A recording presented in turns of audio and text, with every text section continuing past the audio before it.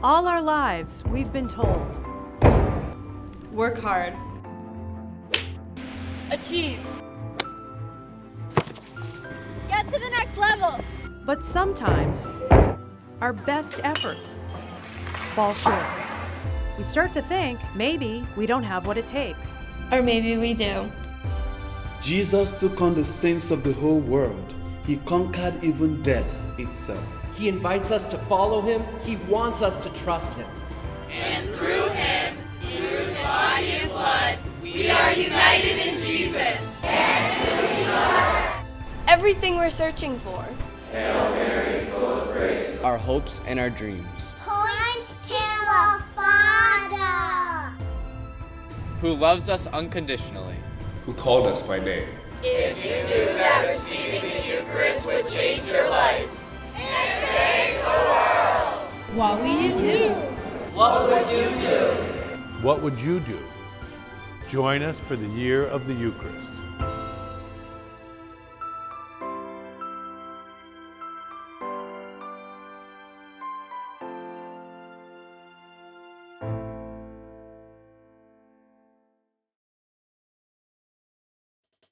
Coming up on this edition of Reel to Reel. Empower Life Teen Training helps youth ministers get ready for another great year. I'm Carolee McGrath. I'll have the story coming up.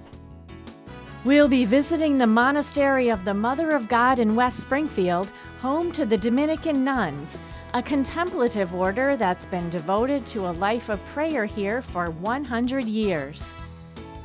And the story of a parish ministry that grew out of a tag sale. These stories are coming your way next on Reel to Reel. Hello and welcome to Reel to Reel, coming to you today from the chapel at the Monastery of the Mother of God in West Springfield, where the Dominican nuns recently celebrated their 100th anniversary in the Diocese of Springfield. Steve Kiltonick will have more on the history of the sisters and their devotion to the Virgin Mary later on in the program. But first, Life Teen held a weekend for directors of religious education, youth ministers, and all who work with youth to empower them with tools to help build youth ministry. This as teens are being tapped to be leaders in youth ministry. Carolee McGrath has more.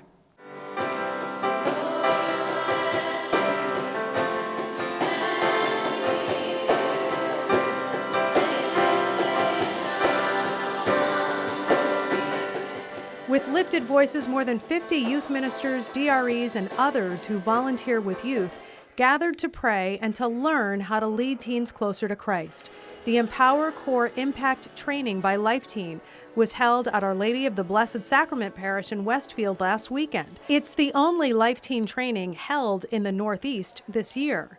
The training, which included Mass, provided practical tools to help grow youth ministry programs. We're trying to empower core members and youth ministers to be able to understand the importance and the gospel call to accompany young people closer to Jesus. And I so frequently hear people say, I want to learn how to get my teens to talk more. Jill Bagshaw is the Director of Catechesis and Research for Life Teen. If you look at any positive outcome that you wish for your child, that we know that teenagers who are involved with youth ministry programs, engaged in their church, are going to have much better outcomes in all the things that are important to parents. The topics covered included intentional strategies for discipleship, bringing depth to small groups, reaching modern teens, and embracing the mission mindset. We're here to empower them that they can do this, that they don't need a degree in theology or have gone to school and learn how to be a youth minister, that if they have a heart for Jesus and are willing to serve him in the church in this ministry, then they're to go out and reach our teens. Life Teen also partners with Franciscan University in Steubenville, Ohio, to put on summer retreats for teenagers across the country, including Steubenville East, which was held in Springfield for the first time in July. Jill Patton is the site director for Steubenville East. This is a great crowd. The soil's been tilled, the hearts are open, and they're very excited to learn how to pack their toolbox right now with some functional things that they can bring back and develop youth ministry or enhance their youth ministry back at the parish. Fernando Rodriguez was among the chaperones who went to Steubenville East with youth from Our Lady of the Sacred Heart Parish in Springfield. He attended with his son, Nomar. Since he went to these both of these last retreats, Encuentro and Steubenville, he seems like he wants more. He wants more. He wants to be more active and all that. And what better way for me to get prepared, to help him through all that. So that's what I'm hopefully gonna get out of this: how to start up a group and how to help them to get closer, to Jesus. Joe Austin is the director of the Office of Youth Ministry. Yeah. So everyone around the diocese is really hyped up after Steubenville. Even those who didn't go to Steubenville are seeing others and feeling that hype. And so this was just a perfect opportunity for all the adults to gather together and kind of build off of that Steubenville hype and think about, how can we build long-lasting youth ministry in our diocese and in our parishes. In addition to the Life Teen training for DREs and youth ministers, the diocese is also offering a new program for teenagers who want to become more involved in youth ministry in their own parishes. The Office of Youth Ministry kicked off the Diocesan Youth Leadership Team last Saturday as well at Immaculate Conception Parish in Indian Orchard. The program is open to teenagers 14 to 18 years old. We'll start meeting monthly with the leadership team and just starting to grow in formation and leadership skills, and then eventually hope to kind of start building in some leadership opportunities for them. More than 1,000 teenagers attended Steubenville East in the summer. The hope is to double that number next year. Reporting for Reel to Reel in Springfield, I'm Caroline McGrath. Catholics here in the Diocese of Springfield may be familiar with the Dominican nuns' annual Rosary Sunday devotions, which date back to the order's arrival in Springfield in 1922. The Rosary, prayer, and Eucharistic adoration have been the primary devotions of the cloistered order for a century now. In honor of the centennial of this spiritual oasis, a Thanksgiving Mass celebrated by Bishop William Byrne was held back on September 3rd. Steve Kiltonick was there and spoke with several members of the community about their rich and colorful history. It sits like a fortress from the Middle Ages overlooking Riverdale Road in West Springfield. To many who drive by, the inhabitants of the stone edifice remain a mystery. But for the past century, the cloistered, contemplative Dominican Sisters of the Mother of God have lived here, behind the walls of the monastery, praying for those on the outside. People don't know about us, so it's like a silent presence. But there's a main road down, and people pass by, they look up, some don't know what it is, and some just say, those people are praying for us, whoever they are. And that's true. We've been praying for 100 years. Our greatest devotion is the intercession to God for the salvation of souls. Sister Teresa Marie is the prioress of the order, whose roots go back to the 13th century in St. Dominic Guzman. St. Dominic led a life of extraordinary holiness. He had a gift for preaching the Word of God, but lived during a time when the Albigenses were spreading a doctrine of heresy in France against the Catholic faith. He had a great desire to convert them, which put the idea of having an order that would preach against heresy, and the motto of our order is truth. In 1206, St. Dominic converted a group of 9 women and established a community of cloistered nuns in Prouy, France. During the fight against heresy, St. Dominic received the rosary from the Virgin Mary in a vision and became the first to implement the widespread teaching of this sacred devotion. For 7 centuries, the nuns followed the rule of St. Augustine and the teaching of St. Dominic. In 1891, the sisters eventually came to New Jersey, then Catonsville, Maryland, to establish the first Dominican monasteries in America dedicated to the perpetual rosary. There was a sister there, a novice, who felt the call of the Blessed Mother, asking them to found a monastery in this diocese, Springfield Diocese. In 1922, Sister Mary of the Crown and Mother Mary Hyacinth traveled north to Springfield to speak to Springfield Bishop Thomas Mary O'Leary. because his middle name was Mary, so he obviously had a great devotion to our Blessed Mother. So that's when he said, come to Springfield in the name of God and Mary. That'll be our gift to her on her birthday. They had no funds, and the sisters only had $5, of course. So when he said, are you going to build the monastery with $5? And they said, oh no, Bishop, no, we will not build it. The Blessed Mother will build it. Mother Mary Hyacinth, designated the first prioress, was joined by 5 sisters who took up residence on Ingersoll Grove in Springfield.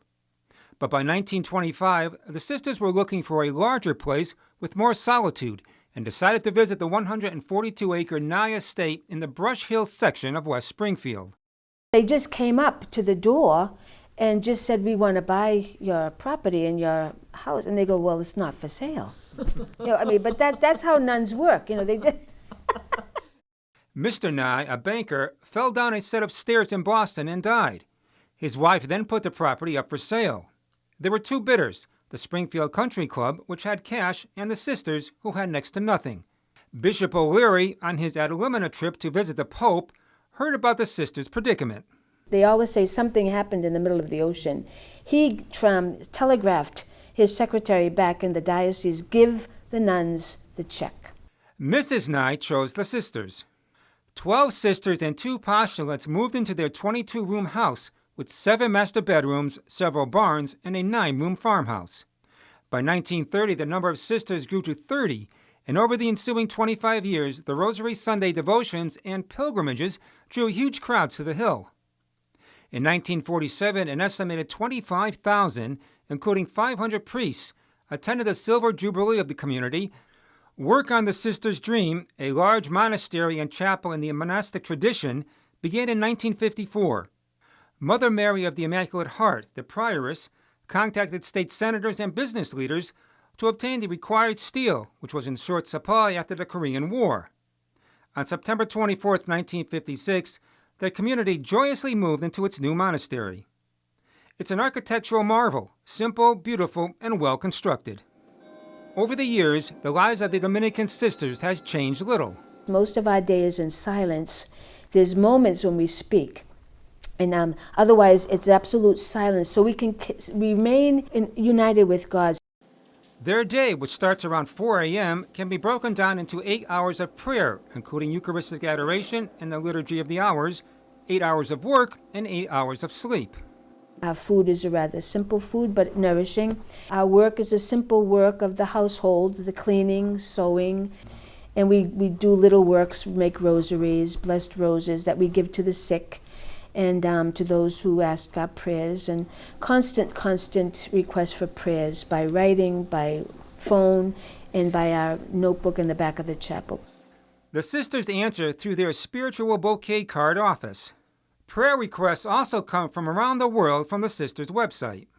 Perpetual Rosary stopped years ago when the sisters' numbers started to decline from a high of 49. There are currently 6 sisters residing in the monastery, with 3 more slated to come from a sister monastery in Ohio. There are no novice sisters in formation, which is a 9 to 12-year process. For those who feel called, the cloistered life can be rewarding. It's a hard life because we don't have vacations, we don't go anywhere, but we have tons of property back there. The beauty of God's nature is all around us. Each person has a calling in life, and we find our joy here, our happiness, fulfillment. The sisters are inspired by the support of the lay people, which hasn't wavered over the years. It's just unbelievable, the generosity of the lay people to our monastery. We're just always in awe and gratitude. It's the providence of God that we're still here, through their love and their generosity.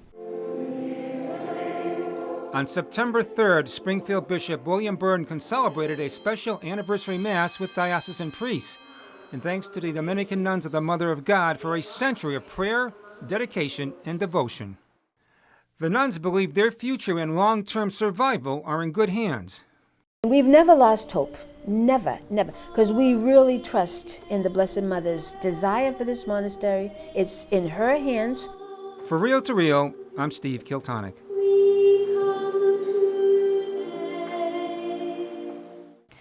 The sisters welcome all to join them in their traditional Rosary Sunday devotion coming up on Sunday, October 2nd at 1 p.m. here in the Monastery Chapel.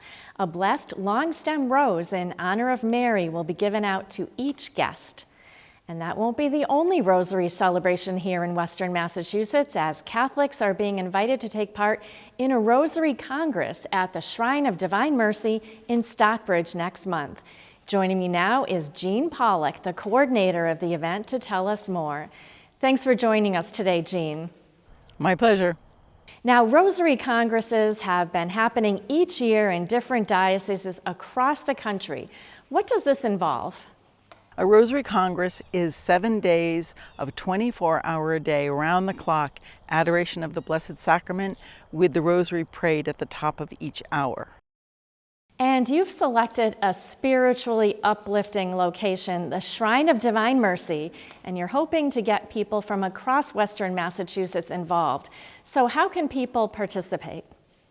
We've sent information to every parish in the diocese, and so you have a postcard in the back of the church. You pick it up and hover your phone over the QR code to bring you to the sign-up page, or you can call the number on the postcard and sign up that way.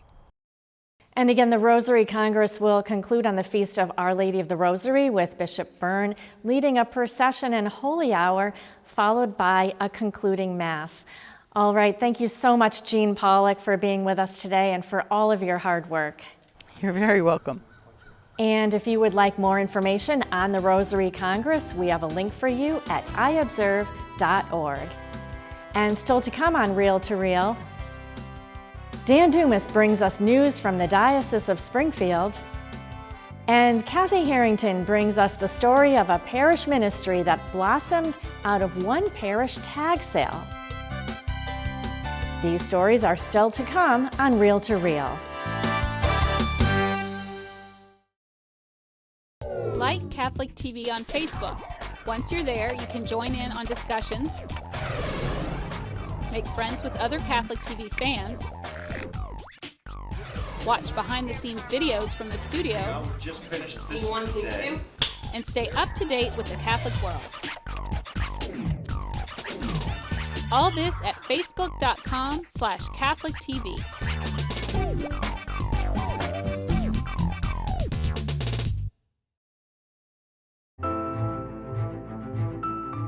All our lives, we've been told. Work hard. Achieve. Get to the next level. But sometimes, our best efforts fall short. We start to think maybe we don't have what it takes. Or maybe we do. Jesus took on the sins of the whole world. He conquered even death itself. He invites us to follow him. He wants us to trust him. And through him, through his body and blood, we are united in Jesus. And to each other. Everything we're searching for. Hail Mary, full of grace. Our hopes and our dreams. Point to a Father. Who loves us unconditionally. Who called us by name. If you knew that receiving the Eucharist would change your life and change the world, What will you do? what would you do? What would you do? Join us for the Year of the Eucharist.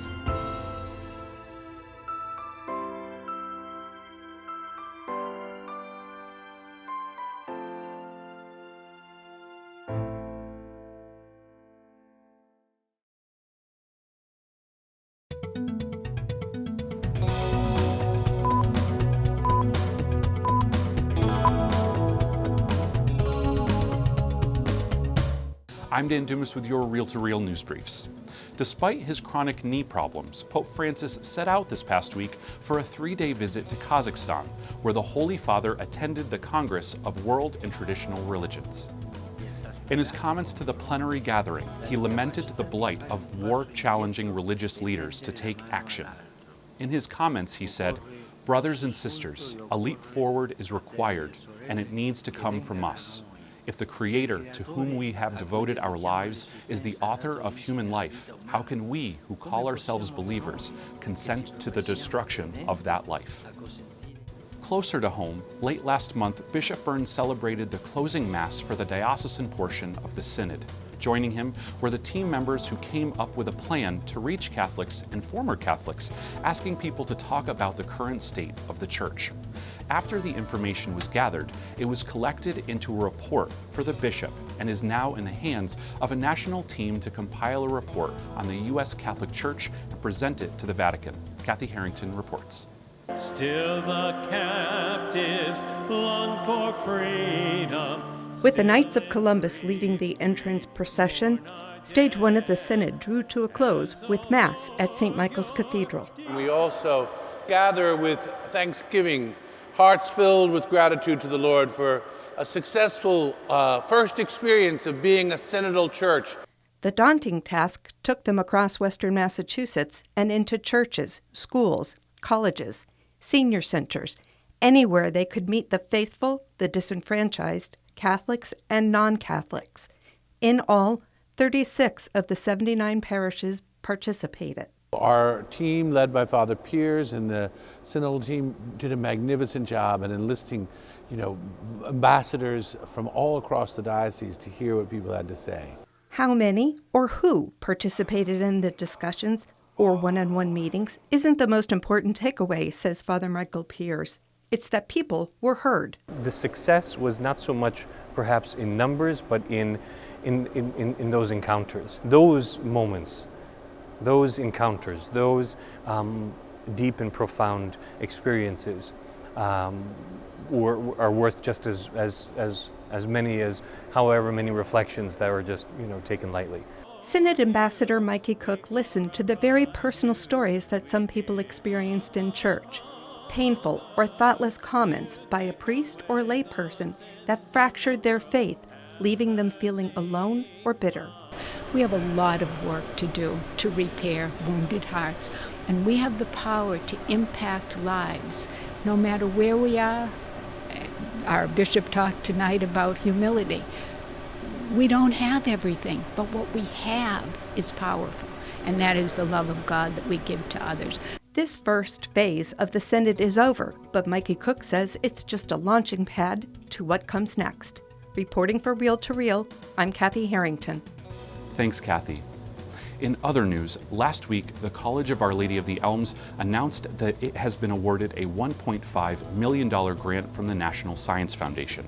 The 6-year grant will provide need-based scholarships to at least 40 high-achieving first-year and community college transfer students who want to pursue careers in science, technology, and mathematics. The scholarship amount will be up to $10,000 per year. Remember, you can always stay informed on all the latest news in the Catholic Church locally and beyond by logging on to iobserve.org.